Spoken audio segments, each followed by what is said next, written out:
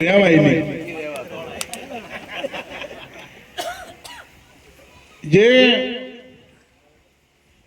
નેતા જે તૈયાર કરવા ને એ કોઈ મહિના બે મહિનામાં નથી થતા.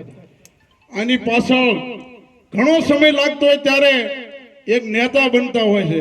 એમાં આપણે એવા ભાયણાનું ઘરેણું કહેવાય, કોળી સમાજનું ઘરેણું કહેવાય.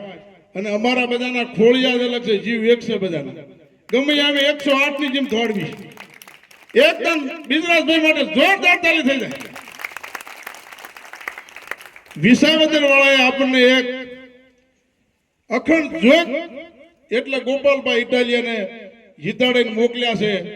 ત્યારે વિસાવદર વાળાએ એમને કીધું છે, અમે જયારે 15 દી રોકાણા ને બિજરાજભાઈ, રમેશભાઈ, પરસોત્તમભાઈ બધા, તેથી અમને કીધું છે કે અમારી જોત જગાવેલી તમે ઓલવવા ન દેતા, મતદાન રૂપી 2027 સુધી આ જોતને અખંડ રાખજો. ત્યારે મારે તમને કહેવું છે કે આવી જોત આપણે બિજરાજભાઈની ભાવનગર ત્યાંથી જોત જગાવવાની છે. સુરેન્દ્રનગર જિલ્લામાં રાજુભાઈ કરપડા જેવાની જોત જલાવવાની છે.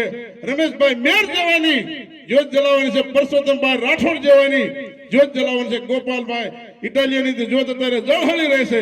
ઈસુદાનભાઈ ગઢવી જેવાની જોત જલાવવાની છે. ત્યારે હું તમને નમ્ર વિનંતી કરું છું, એક મતદાન રૂપી થોડું થોડું ધ્યાન રાખીને દીવો ઓલવાય ને એટલા માટે તમને કહેવાય છે, એટલું ધ્યાન રાખજો. દીવો ઓલવાનો અખંડ જોત રાખજો. અને મારે એને છે ને બિજરાજભાઈ માટે ગીત ગાવું અને ભાજપને સંદેશો આપવો છે ગીતમાં. એ કેદું ના કે છે ને કે મારી પાસે બધું છે, અમે રાખવી છે.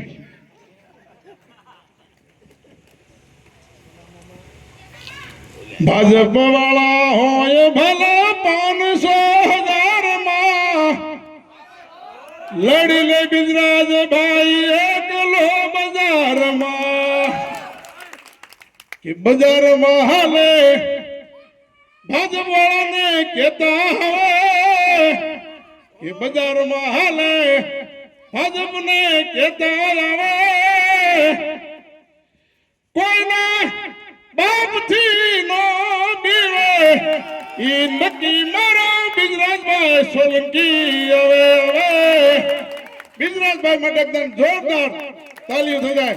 જય હિન્દ, જય ભારત.